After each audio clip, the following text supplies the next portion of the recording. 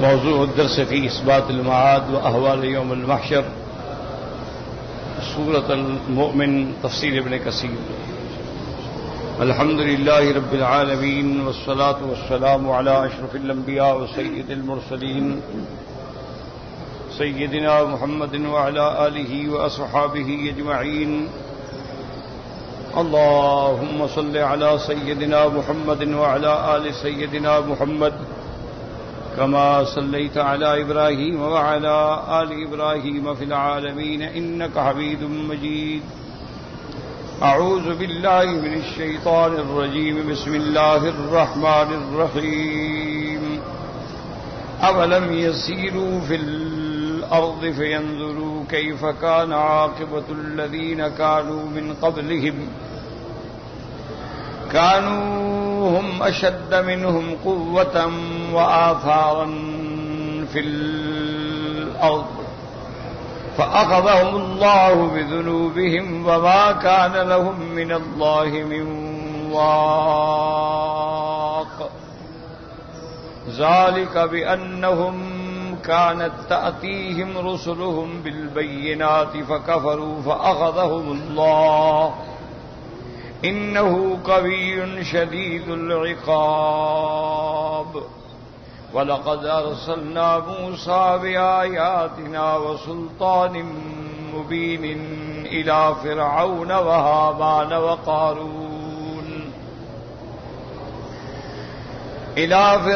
وهامان وقارون فقالوا ساحر كذاب.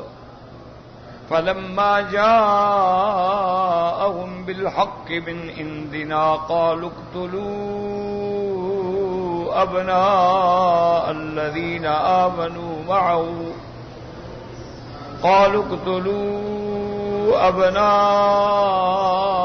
الذين آمنوا معه واستحيوا نساءهم وما كيد الكافرين إلا في ضلال. وقال فرعون ذروني أقتل موسى وليدع ربه إني أخاف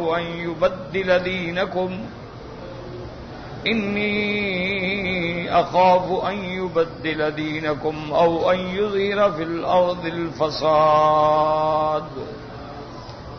وقال موسى إني عذت بربي وربكم من كل متكبر لا يؤمن بيوم الحساب. اللہ تبارک و تعالی کی رحمت سے ہم نے سورت غافر یا سورت مومن، اس کے دونوں نام ہیں، اور یہ حوامیم میں سے سب سے پہلی سورت ہے جس کی ہم نے تلاوت کی. ابتدا میں اللہ تبارک و تعالی نے اپنے وحی کی عظمت بیان کی کہ تنزیل الکتاب من اللہ العزیز العلیم، یہ کتاب اس رب کی طرف سے، اللہ کی طرف سے اتاری گئی جو غالب ہے، جو علم والا ہے. غافر الذنب، گناہوں کے بخشنے والے، وقابل التوب شدید العقاب ذی الطول، توبہ کے قبول فرمانے والے، شدید العقاب، سخت عذاب دینے والے، ذی الطول، بہت بڑا احسان فرمانے والے. لا الہ الا هو الیہ المصیر، کوئی معبود برحق نہیں مگر اللہ، اسی کی طرف لوٹ جانا. پھر اللہ نے بیان فرمایا تھا مجادلین کے بارے میں، جو کفار قرآن میں جدال کرتے ہیں یا انکار کرتے ہیں یا شبہات ڈالتے ہیں. فرما دیا ما یجادل فی آیات اللہ الا الذین کفروا، قرآن میں جدال نہیں کرتے مگر وہ لوگ جو کافر ہیں. فلا یغررک تقلبهم فی البلاد، ان کا دنیا میں رہنا چلنا پھرنا جو ہے آپ کو دھوکے میں نہ ڈالیں، ہم ان کو پکڑیں گے. اس کی مثال کیا ہے؟ کذبت قبلہم قوم نوح والاحزاب من بعدہم، ان سے پہلے نوح علیہ السلام کی قوم اور اس کے بعد کئی قوموں نے تکذیب کی.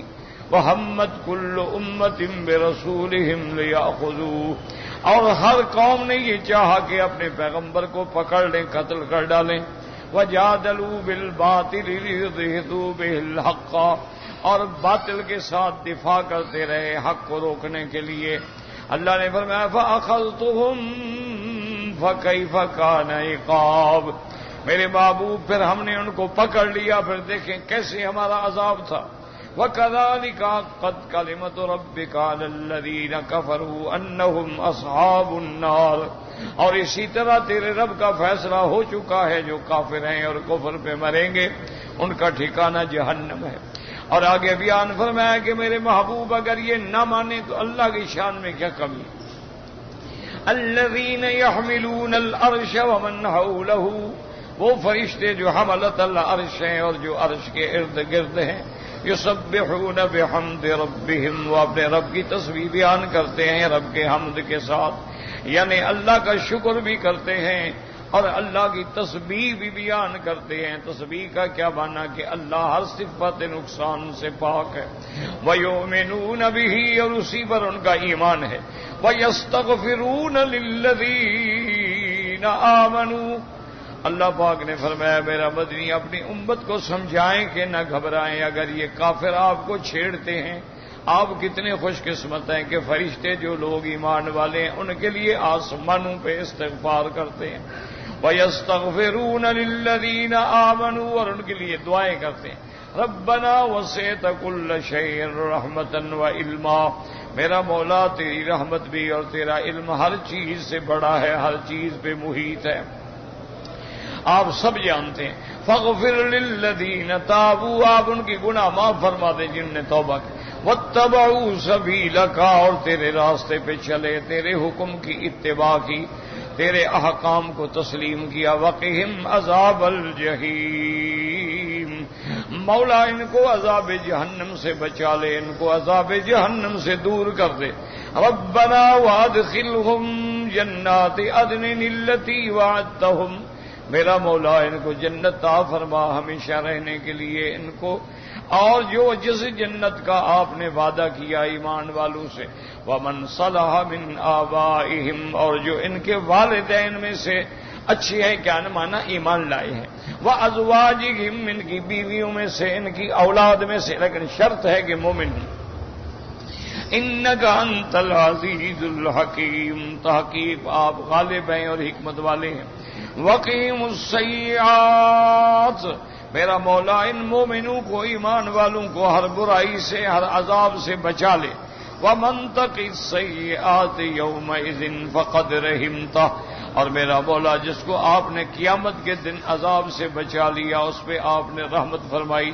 وَذَلِكَ هُوَ الْفَوْزُ الْعَظِيمُ، اور اس دن اللہ کی رحمت ملنا اور عذاب سے بچنا یہ سب سے بڑی کامیابی ہے، اور یہ کامیابی اللہ کی رحمت سے حاصل ہوگی.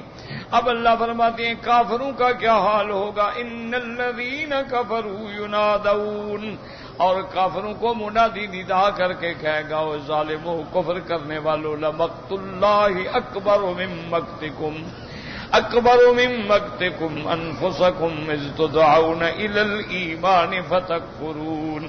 جب کافر جہنم میں ہوں گے تو اپنے آپ کو کوسیں گے کہ ہائے ہم نے کیا کیا، ہم کفر نہ کرتے، ہم شرک نہ کرتے. تو اللہ کے فرشتے حکم دیں گے، اللہ کے حکم سے فرمائیں گے کہ آج تم اپنے اوپر جو غصے کر رہے ہو اللہ کا غضب تو اس سے بہت زیادہ تھا.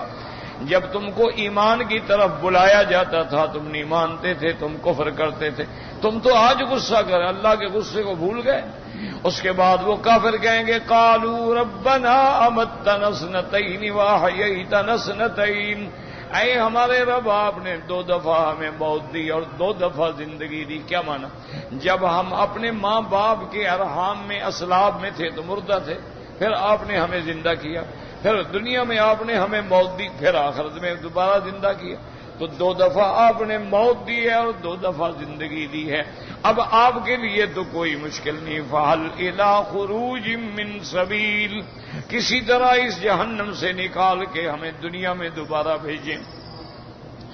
ذالکم، حکم دیا جائے گا، ذالکم بِأَنَّهُ إِذَا دُعِيَ اللَّهَ وَحْدَهُ كَفَرْتُمْ، وَإِن يُشْرَكْ بِهِ تُؤْمِنُوا، اللہ کے فرشتے کہیں گے کہ بدبختو، جب تم کو دنیا میں اللہ کی توحید کی دعوت دی جاتی تھی تو تم کفر کرتے تھے، وَإِن يُشْرَكْ بِهِ تُؤْمِنُوا، اور جب شرک پر بلایا جائے تو تم بڑے بھاگ بھاگ کے جاتے تھے، ایمان لاتے تھے۔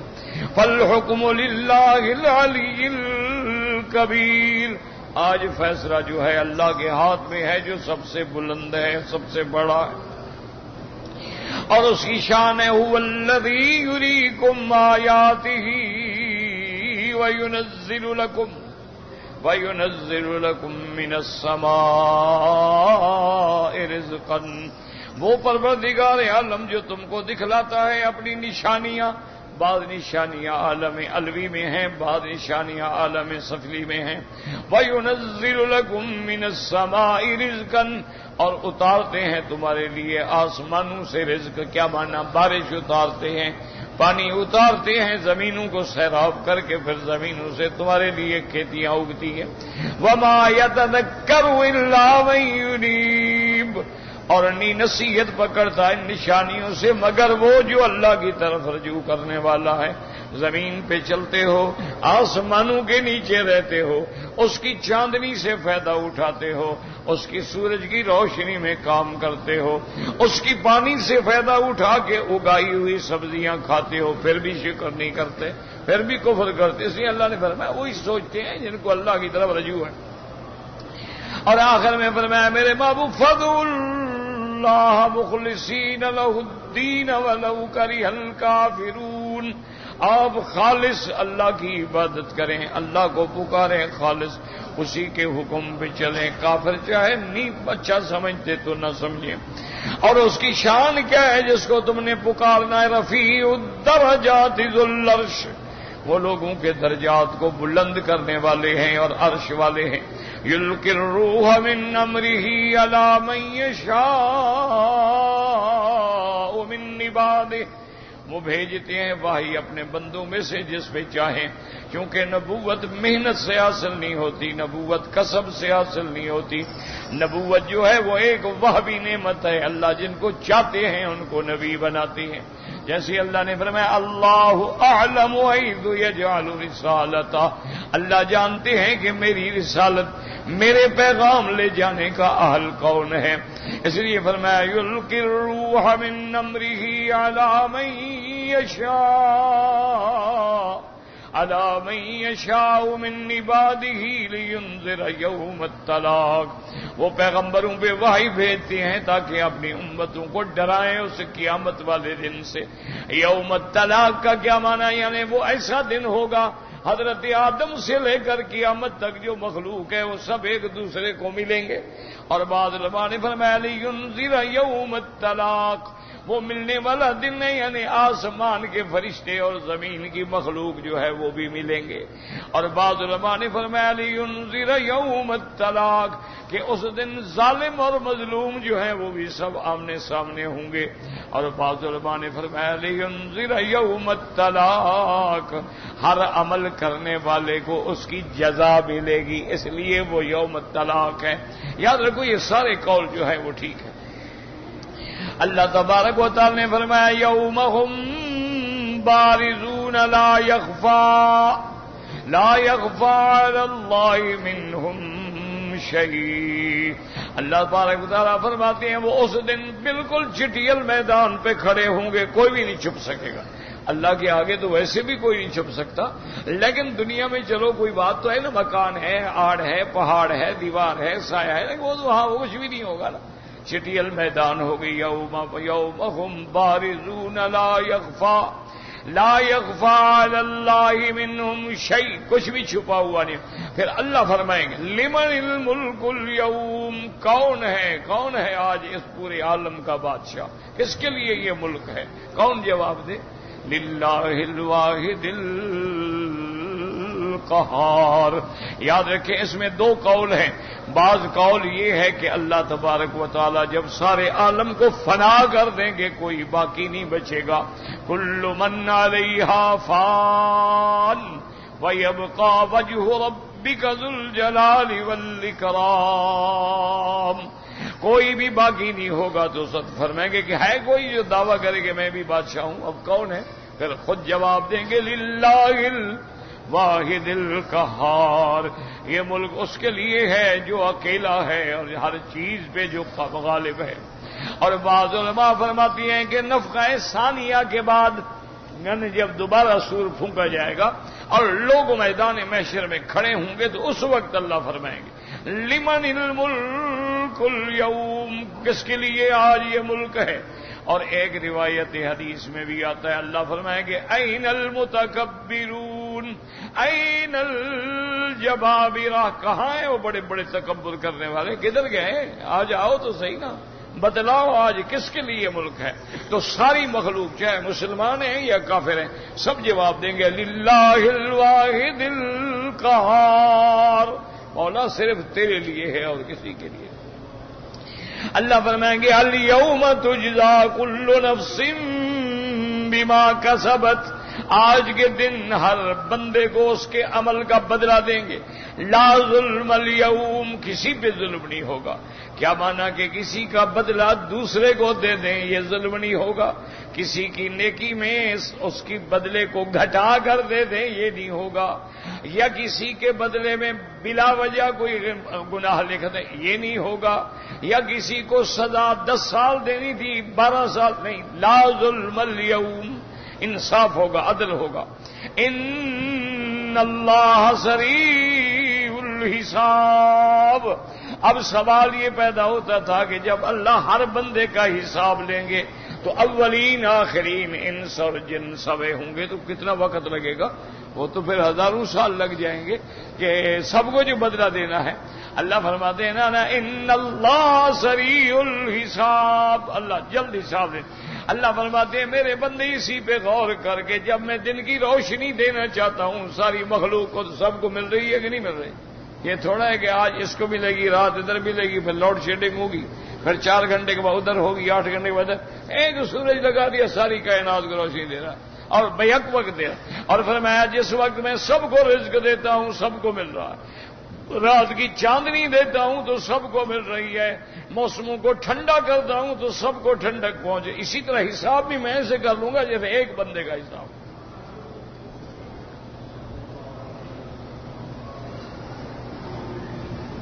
اس لیے اللہ تبارک و تعالیٰ فرماتے ان اللہ سریع الحساب، وہ بہت جلد حساب کرنے والے۔ فرماتے وانذرہم یوم الآزفۃ اذ القلوب لدى الحناجر کاظمین۔ اللہ نے فرمایا میرا مدنی آپ ان کو ڈرائیں۔ آزفہ، آزفہ کیا مانا؟ قیامت۔ آزفہ مانا یہ نام ہے قیامت کے، قیامت بھی نام ہے، آزفہ بھی نام ہے، الساعہ بھی نام ہے، حاقہ بھی نام ہے، قاریہ بھی نام ہے، یہ سب قیامت کے نام ہیں۔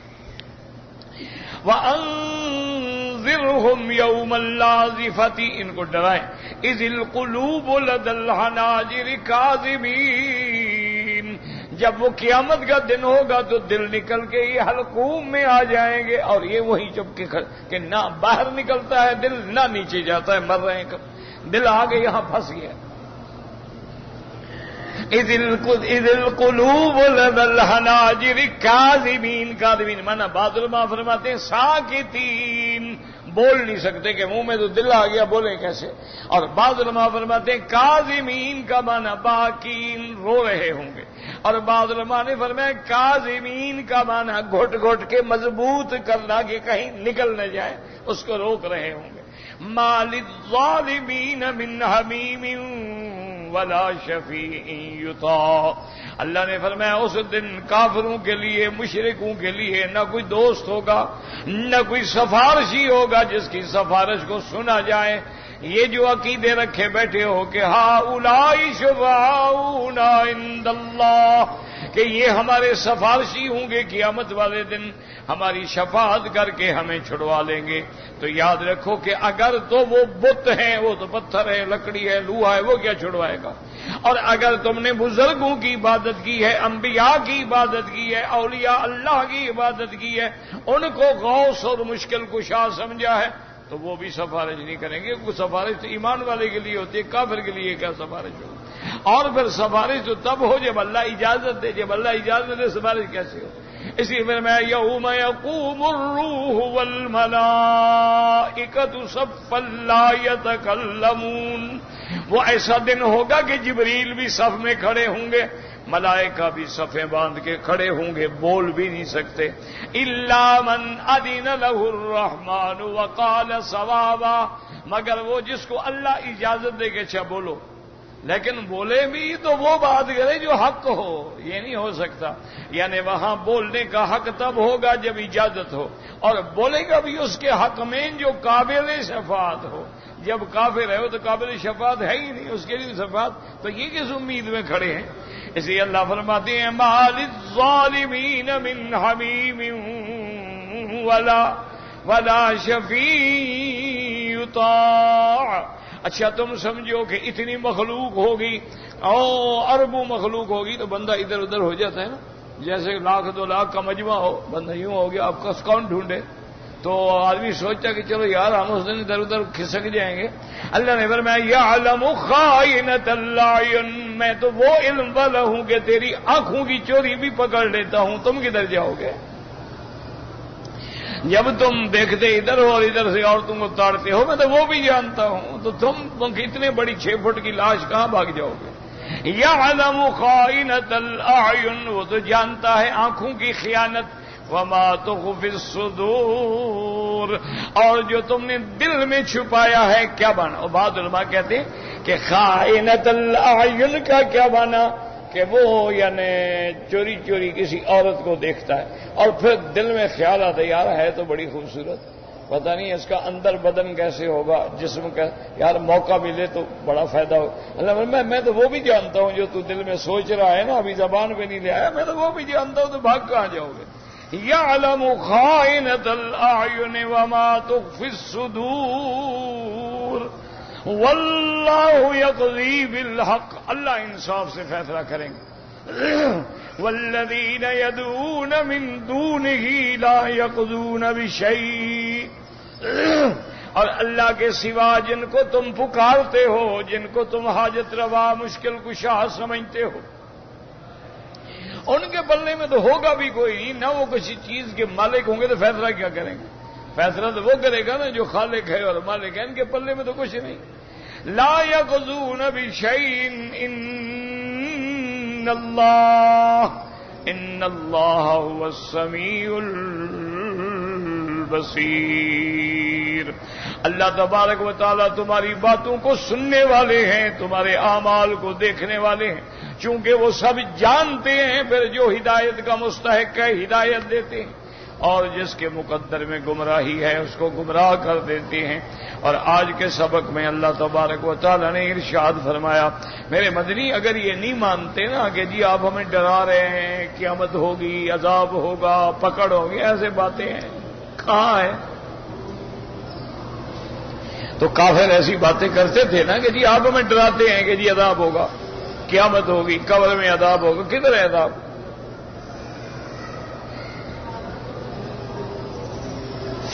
اور کبھی کبھی تو اتنی گستاخی بھی کرتے تھے کہ امطر علینا حجارۃ من السماء او ائتنا بعذاب علیم، کبھی کہتے تھے اللہ کے نبی، اگر آپ اللہ کے نبی ہیں نا، اللہ سے کہو آسمان سے ہم پر عذاب برسائے، اپنے رب سے کہو لے آؤ عذاب دردناک جو آپ نے چھپا رکھا ہے، ہمیں روز ڈراتے رہتے ہو۔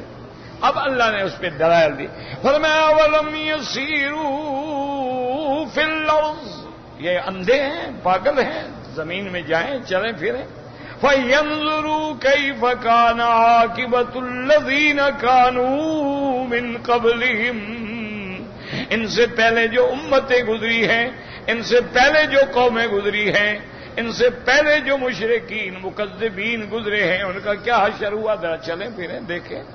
یہ مکے سے شام تو جاتے ہیں نا، تو راستے میں تو ہے نا قوم عاد، قوم سمود، قوم حج، یہ راستے میں ہے، سارا علاقہ راستے میں، ذرا وہاں غور کریں نا، وہاں کیسے عذاب آئے اللہ کا۔ اور جن پہ ہم نے عذاب کیا تھا کانوا ہم اشد منہم قوۃ، وہ تم سے طاقت میں بھی زیادہ تھے، وآثارا فی الارض، اور زمین میں جائیداد اور علامات اور ان کے محلات بھی تم سے بڑے تھے، اور انہوں نے تو پہاڑوں کو کھود کے اندر گھر بنا لیے تھے نا. تم تو پہاڑوں کی دیواریں بناتے ہو نا، وہ پہاڑ کو کھود کے اندر کمرے بنا دیتے تھے. اتنا بڑا فاؤنڈیشن اور اتنا بڑا اسٹرکچر جو ہے کون بنا سکتا ہے؟ وہ اس کے باوجود فَأَخَذَهُمُ اللَّهُ بِذُنُوبِهِمْ، اللہ نے ان کو ان کے گناہوں سے پکڑ لیا. اور جب اللہ نے پکڑا وَمَا كَانَ لَهُم مِّنَ اللَّهِ مِن وَاقٍ، کوئی بھی نہیں تھا اللہ تعالیٰ کی طرف سے ان کو چھڑانے والا. جب عذاب آیا پھر کون تھا؟ وہ بچانے والا بھی نہیں تھا. اللہ نے قوم عاد پہ ہوا بھیجی. ہوا اچھا بڑے بڑے گرانڈیل لوگ تھے، بڑے مضبوط لوگ تھے. اچھا بعض لوگوں نے ایک دوسرے کو آپس میں رسے سے باندھ لیا. بعض لوگوں نے ایسا کیا کہ 2-3 آدمی رسے میں کھڑے ہو جاتے، باندھ لیتے، پھر پتھر سے باندھ دیتے کہ ہوا اب تو نہیں اڑا سکے. ہوا پتھر بھی ساتھ لے جاتی، ان کو بھی ساتھ لے جاتی، اوپر جا کے گردن کے بل مار کے ٹکڑے ٹکڑے کر دیتے. ایسے پڑے ہوئے تھے جیسے کھجوروں کے ٹنڈ پڑے ہوئے. اللہ نے فرمایا پھر کوئی تھا جو ان کو چھڑا دے. فما كان لهم من الله من واق ذلك بأنهم، ان پہ عذاب کیوں آیا؟ ہم نے ایسے تو عذاب نہیں دیا. ذلك بأنهم كانت تأتيهم رسلهم بالبينات، ان کے پاس پیغمبر آتے تھے، اللہ کے رسول آتے تھے، معجزات لے کے آئے، آیات لے کے آئے، بینات. فکفروا، لیکن انہوں نے کہا نہیں ہم تو نہیں مانتے. فاخذهم اللہ، پھر اللہ نے پکڑا. انہ قوی شدید العقاب، وہ سب سے بڑی قوت والا اور سب سے زیادہ سخت پکڑنے والا ہے. اب اللہ اس کی تفصیل بیان فرماتے ہیں کہ کون کون سی قومیں. فرمایا وَلَقَدْ أَرْسَلْنَا مُوسَىٰ بِآيَاتِنَا وَسُلْطَانٍ، وَلَقَدْ أَرْسَلْنَا مُوسَىٰ بِآيَاتِنَا وَسُلْطَانٍ مُّبِينٍ إِلَىٰ فِرْعَوْنَ وَهَامَانَ. اللہ فرماتے ہیں تحقیق ہم نے موسیٰ علیہ السلام کو بھیجا اپنے معجزات دے کر، اور ہم نے اس کو برہان اور واضح دلائل دے کے بھیجا. کدھر؟ الی فرعون وہامان وقارون، فرعون کی طرف، حامان کی طرف، قارون کی طرف. لیکن انہوں نے کیا کہا؟ وقالوا ساحر کذاب، کہنے لگے یہ تو جادوگر ہے. جب معجزہ دیکھتے کہتے جادوگر ہے، اور جو کہتا میں نبی ہوں رسول ہوں جھوٹ بولتا ہے، نعوذ باللہ. لیکن یاد رکھیں کہ ان آیات میں ایک اشکال ہے، تھوڑا سا سوال ہے. ایک تو بعض مقامات پہ اللہ نے صرف موسیٰ علیہ السلام کا ذکر کیا ہے. اچھی طرح بات سمجھ. وَلَقَدْ أَرْسَلْنَا مُوسَىٰ، ہم نے بھیجا موسیٰ علیہ السلام. اور بعض مقام پہ اللہ نے دونوں کا ذکر کیا ہے، موسیٰ علیہ السلام بھی اور ہارون علیہ السلام. اذهبا الى فرعون، تم دونوں جاؤ. اسی لیے اپنا جب فرعون غرق ہونے لگا نا، اس نے پھر دونوں کا نام لیا نا، آمنت برب موسیٰ و ہارون. تو اس کی وجہ کیا ہے؟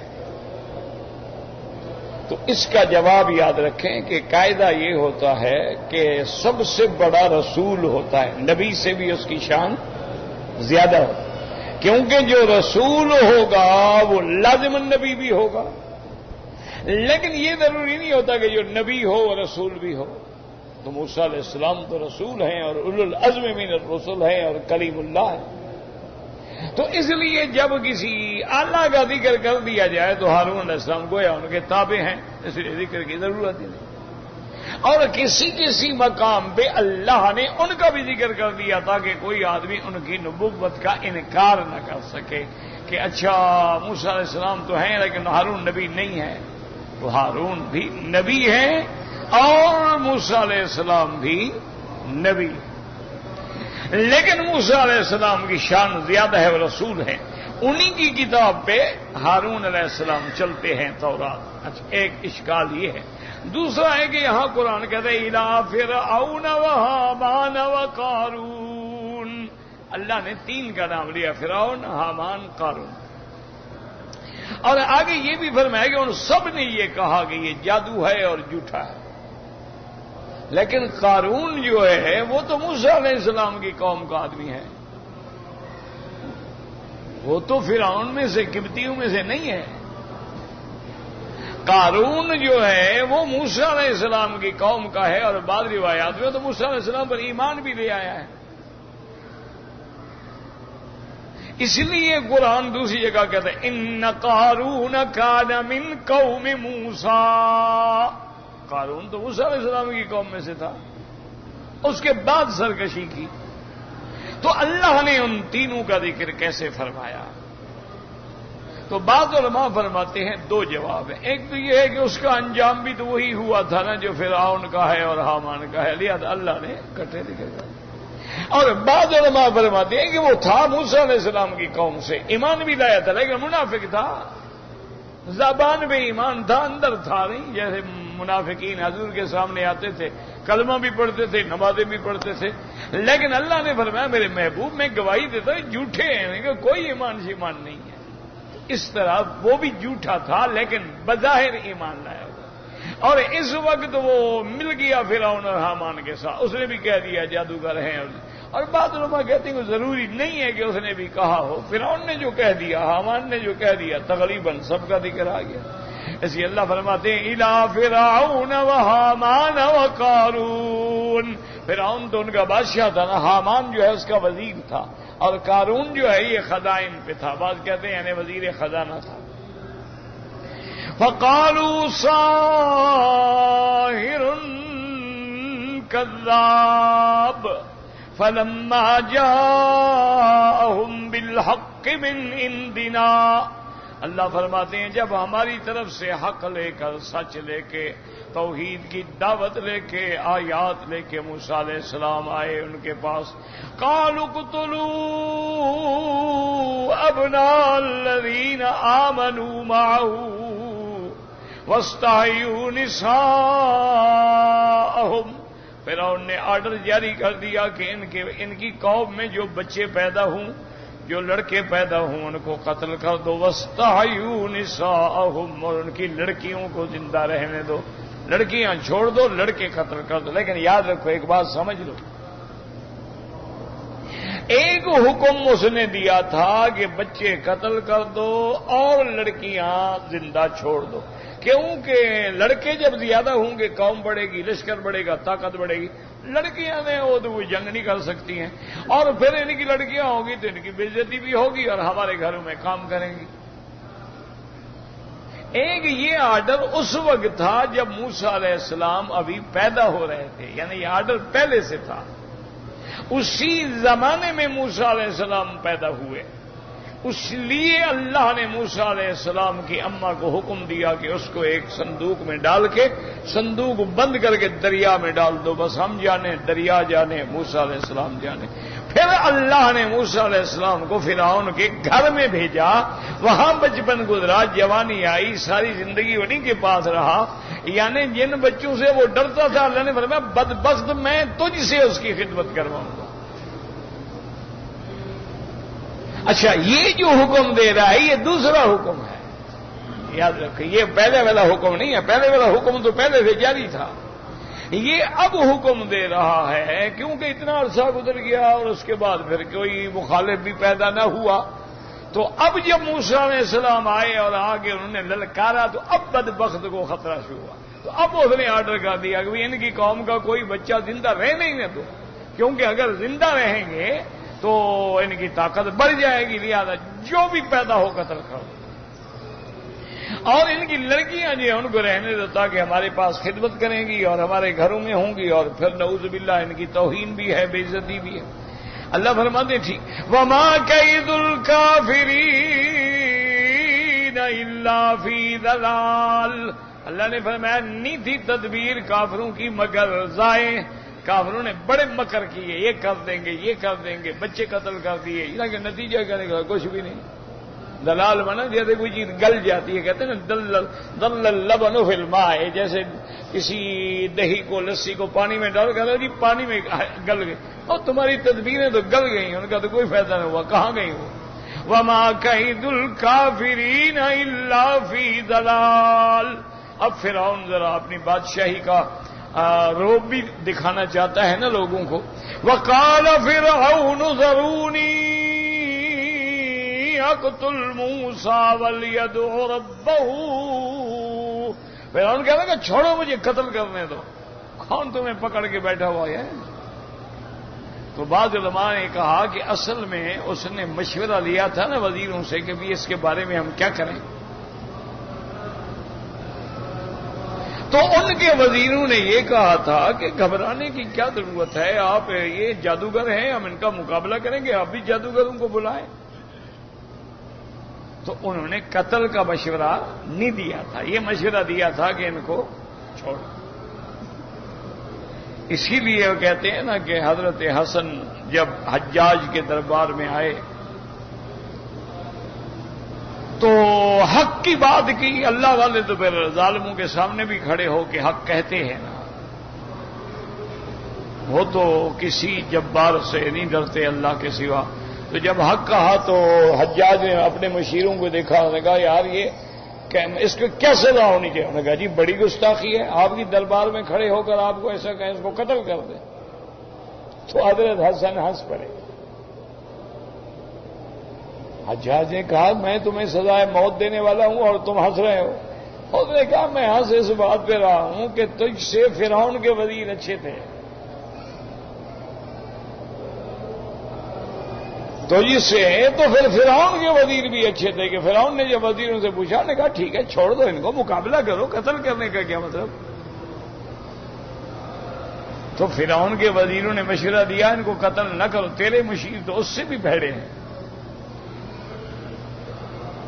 تو بہرحال تو ان مشیروں نے چونکہ کہا تھا نا کہ قتل، اس لیے کہنے کا بھائی آپ لوگ مجھے کہتے ہیں قتل نہ کرو، چھوڑو مجھے اجازت دو میں اس کو قتل کرتا ہوں، اور جائے یہ اپنے خدا کو پکارے۔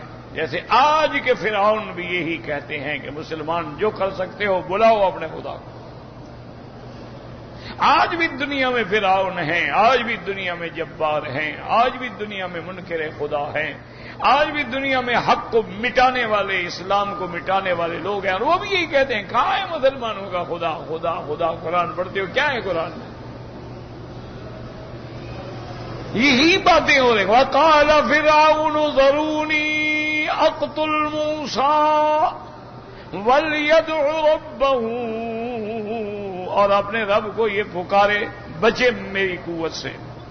اصل بات یہ ہے کہ یہ وہ لوگوں کو دکھانے کے لیے روب ڈال رہا تھا، اندر سے تو حال یہ ہو گیا تھا اسرائیلی روایات میں کہ موسیٰ علیہ السلام جب آتے تھے نا تو اس کا اندر کپڑوں میں پیشاب نکل جاتا تھا، اندر حال یہ تھا کیونکہ موسیٰ علیہ السلام نے ایک دفعہ ڈالا تھا نا عصا، اور اتنا بڑا اژدہا بنا کہ اس نے پورے مکان کے نیچے ایک جبڑا نیچے اور ایک اوپر، تو اس نے کہا یہ سارا مکان کے ساتھ نکل جائے گا، اتنا ڈرا کہ موسیٰ علیہ السلام کو دیکھ کے پیشاب اس کا خطا ہو جائے، لیکن لوگوں میں روب تو رکھنا ہے نا۔ وقال فرعون ذرونی اقتل موسیٰ ولیدع ربہ انی اخاف ان یبدل دینکم او ان یظہر فی الارض الفساد، اور مجھے ڈر ہے اس بات کا یہ تمہارا دین بگاڑ دے گا نا، میں تمہارا خدا ہوں یہ کہتا ہے خدا اور ہے، یہ تمہارا دین بھی بدل ڈالے گا اور زمین میں فساد مچائے گا۔ یاد رکھو ہمیشہ ظالم حق والوں کو کہتے ہیں کہ فسادی ہیں، آج بھی کفر مسلمانوں کو کہتا ہے کہ دہشت گرد ہیں۔ وہ اللہ کے بندے جن کے پاس روٹی نہیں، جن کے پاس کپڑا نہیں، جن کے پاس بجلی نہیں، جن کے پاس پانی نہیں، جن کے پاس اناج نہیں، وہ تمہیں کیا ماریں گے بھلا؟ وہ کیا دہشت گرد بن جائیں گے؟ وہ تو اپنے کھانے کو محتاج ہیں، ان کے پاس تو کوئی چیز ہے ہی نہیں، کوئی ٹیکنالوجی نہیں، کوئی علم نہیں۔ مسلمان تو کھو گئے نا، غافل ہو گئے، اس لیے کہہ رہے ہیں اچھا یہ زمین میں فساد کریں گے۔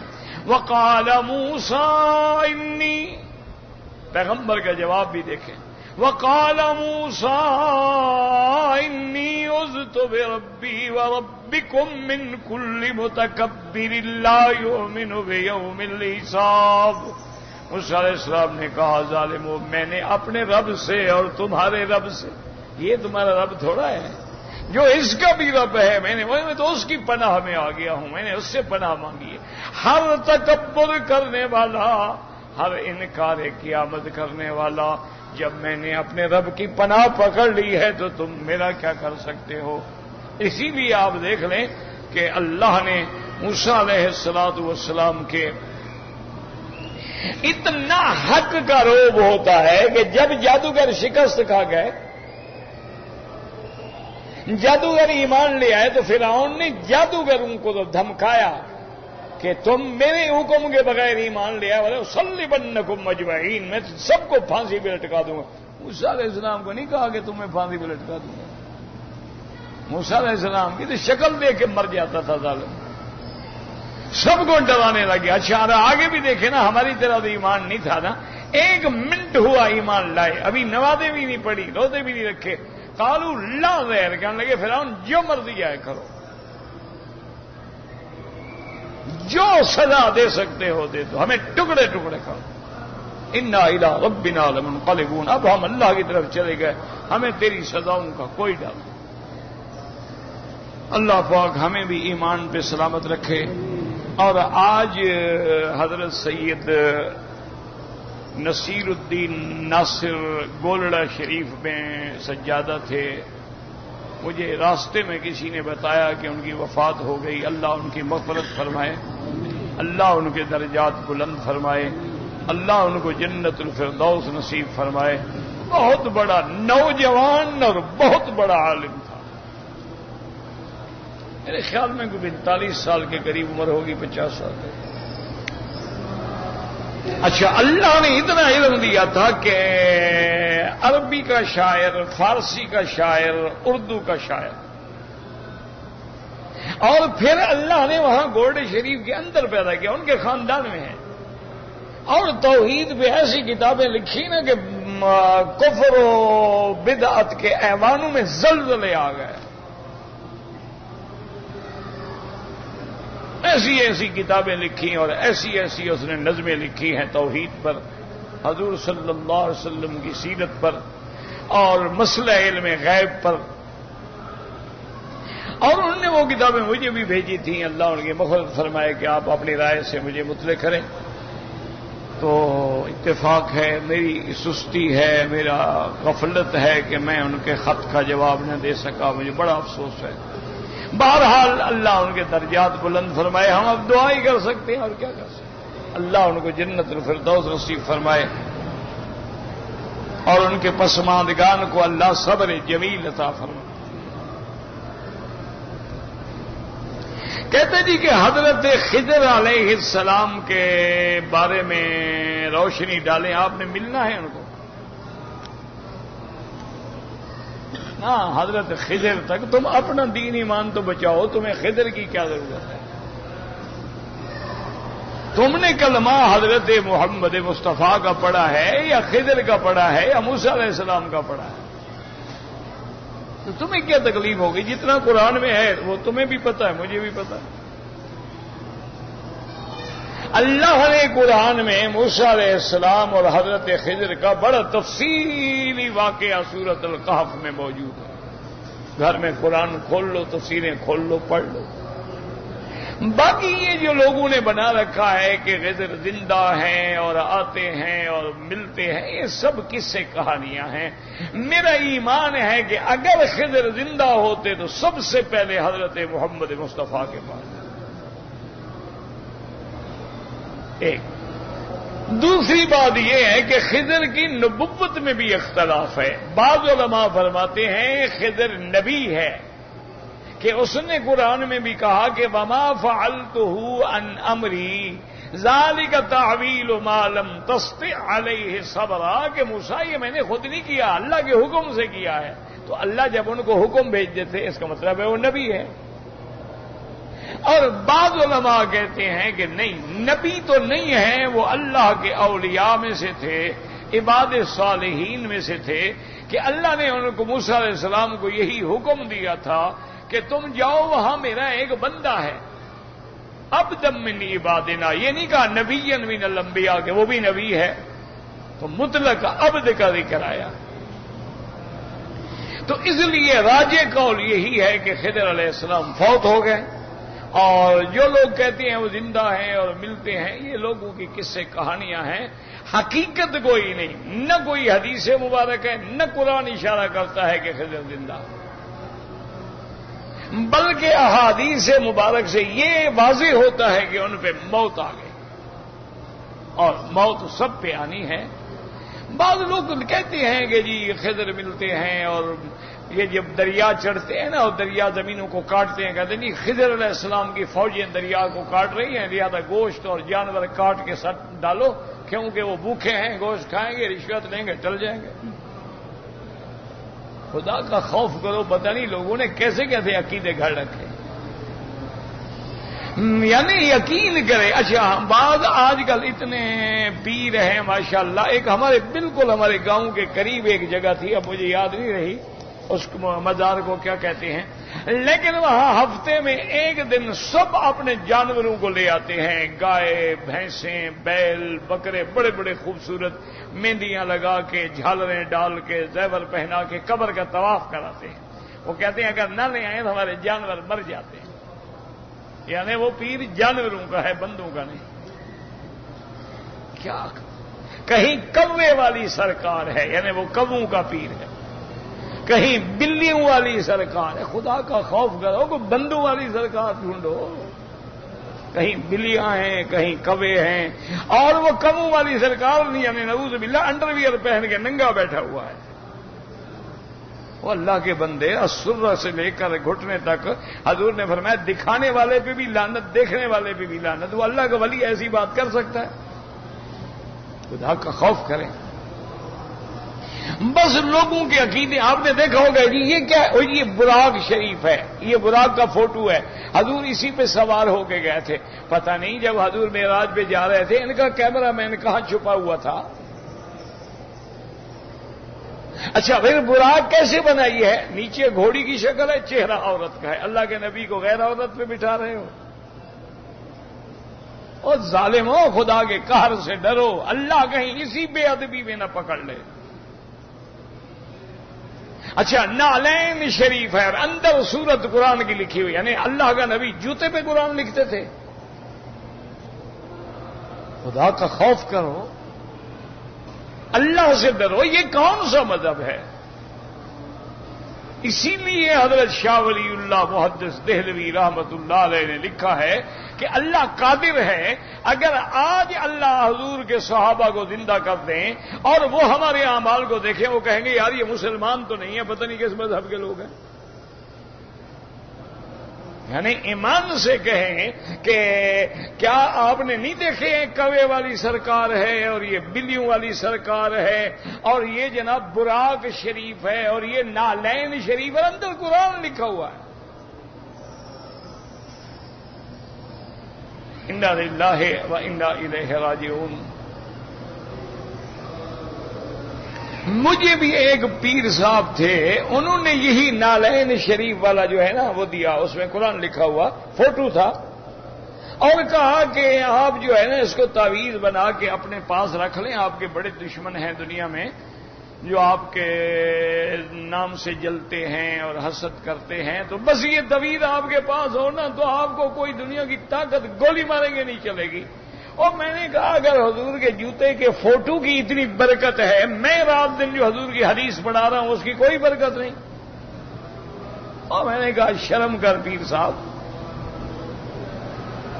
کوئی عقل کرو، اگر پاؤں کا جوتا پہلے تو وہ جوتا ہے ہی نہیں، اگر بفرض محال ہو بھی اور صحیح فوٹو بھی ہو تو اس فوٹو میں اگر یہ طاقت ہے تو حضور کے فرمان میں طاقت نہیں ہے۔ ہم جو رات دن کالا کالا رسول اللہ صلی اللہ علیہ وسلم پڑھ رہے ہیں، پڑھا رہے ہیں، تو اللہ تبارک و تعالی حضور کی حدیث سے ہماری حفاظت نہیں فرمائیں گے؟ کہنا کہا جی بس اصل مسئلہ تو یہی ہے نا مکی صاحب، تمہارے اوپر وہابیت کا زیادہ غلبہ ہے، ہم تم سے محبت کرتے ہیں، تمہارے لیے طویل لاتے ہیں، تم نہیں مانتے؟ میں نے کہا میں نہیں مانتا۔ عورت حرم کے علاوہ بھی جماعت کے ساتھ نماز پڑھ سکتی ہے، ہر جگہ پڑھ سکتی ہے۔ حرم کے علاوہ کیا مطلب؟ ساری دنیا میں پڑھ سکتی ہے۔ عورتوں کی جماعت الگ، یعنی پردہ ہو، اہتمام ہو، مسجد میں جا کے نمازیں پڑھیں، کوئی بات نہیں۔ لیکن ان کے لیے جماعت میں جانا ضروری نہیں، ان کی نماز گھر میں پڑھنا افضل ہوتی ہے۔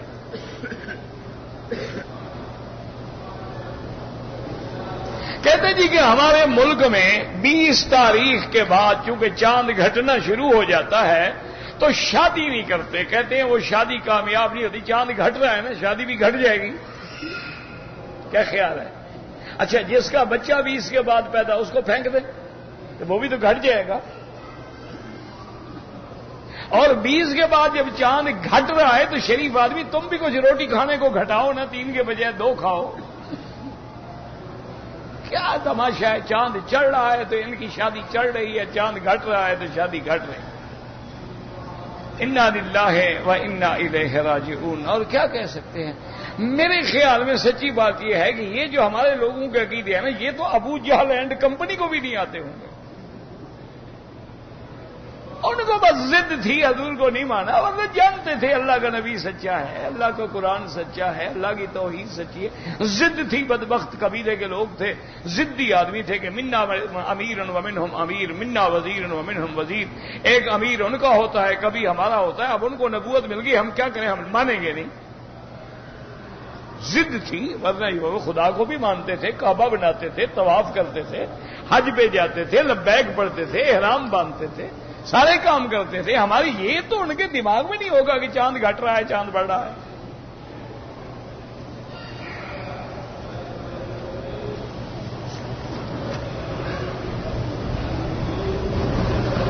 نماز پڑھتے ہوئے اگر اگلی صف میں جگہ خالی ہے بالکل جا سکتے ہیں، لیکن دور نہ ہو، یعنی ایک آدھا قدم، اور سینہ بھی نہ پھرے، رخ بھی نہ پھرے، سیدھا جا۔ اسہم جو ہیں شیئر لوگ خریدتے ہیں، یہ کاروبار جائز ہے۔ بابا یہ دیکھنا ہے کس چیز کے شیئر ہے۔ اگر وہ کمپنی ٹرانسپورٹ چلاتی ہے جیسے یہاں اسپیٹکو ہے، اچھا کوئی کمپنیاں ایسی ہیں جو قرآن شریف کا طباعت و نشر اشاعت کرتی ہیں، ٹھیک ہے، ان کے شیئر خرید لو۔ اگر ایک کمپنی شراب بیچتی ہے، عورتوں کا عریاں لباس بناتی ہے تو وہ حرام ہے، اس کے شیئر لینا بھی حرام ہے۔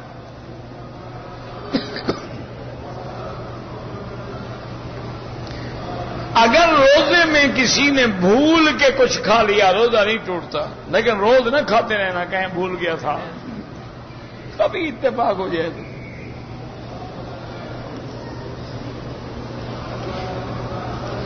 ایک آدمی اپنی سالی کی بیٹی سے شادی نہیں کر سکتا ہے۔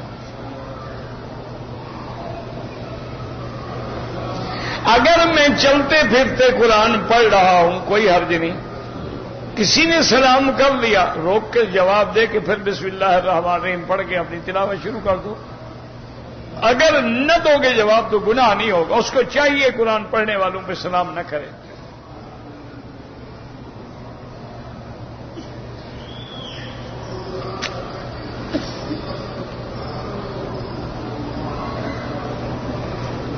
اگر کسی کو اپنی بیوی بولتی ہے کہ تم نے داڑھی کیوں رکھی ہے، اس کو کہو توبہ کرے، ورنہ نکاح بھی چلا جائے گا۔ اس کو کہو توبہ کرے اور آئندہ کبھی ایسی گستاخی نہ کرے، یہ سنت رسول ہے۔ ایک ہے داڑھی نہ رکھنا، ایک ہے داڑھی کے بارے میں بکواس کرنا، وہ تو آدمی کافر ہو جاتا ہے۔ اللہ آپ کو ہر مسلمان کو محفوظ رکھے۔ یا اللہ یا ارحم الراحمین، اللہم اغفر لنا ولوالدینا ولوالد والدینا ولمشائخنا ولمشائخ مشائخنا ولاساتذتنا ولمن حقنا علينا ولمن اوصانا واستوصانا ولجميع المسلمين والمسلمات والمؤمنين والمؤمنات الاحياء منهم والاموات۔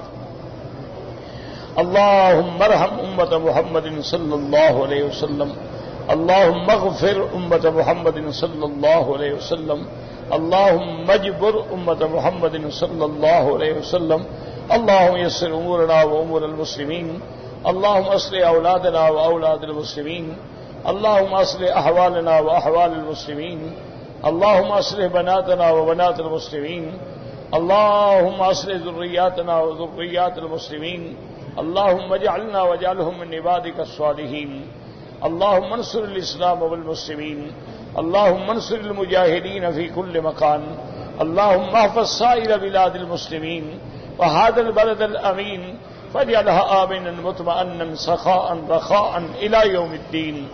یا الہ العالمین، مسلمان فلسطین میں ہیں، عراق میں ہیں، کشمیر میں ہیں، یا اللہ عرب میں ہیں، عجم میں ہیں، ان کے جان مال آبرو عزت کی حفاظت فرما۔ یا اللہ حرمین الشریفین اور بلد الامین کو قیامت تک ہر فتنے سے محفوظ فرما۔ یا اللہ پاکستان پہ رحم فرما، یا اللہ پاکستان پہ رحم فرما، یا اللہ پاکستان پہ رحم فرما۔ مساجد مدارس اور دین والوں کی قدم قدم پہ حفاظت فرما۔ یا الہ العالمین، ہم گناہگار ہیں، ہمارے گناہ معاف فرما دے۔ یا اللہ ہمیں مانگنا بھی نہیں آتا، بغیر مانگے عطا فرما دے۔ ربنا آتنا فی الدنیا حسنۃ وفی الآخرۃ حسنۃ وقنا عذاب النار۔ صلی اللہ تعالی علی خیر خلقہ سیدنا محمد وعلی آلہ وصحبہ اجمعین۔ اللهم صل علی سیدنا محمد وعلی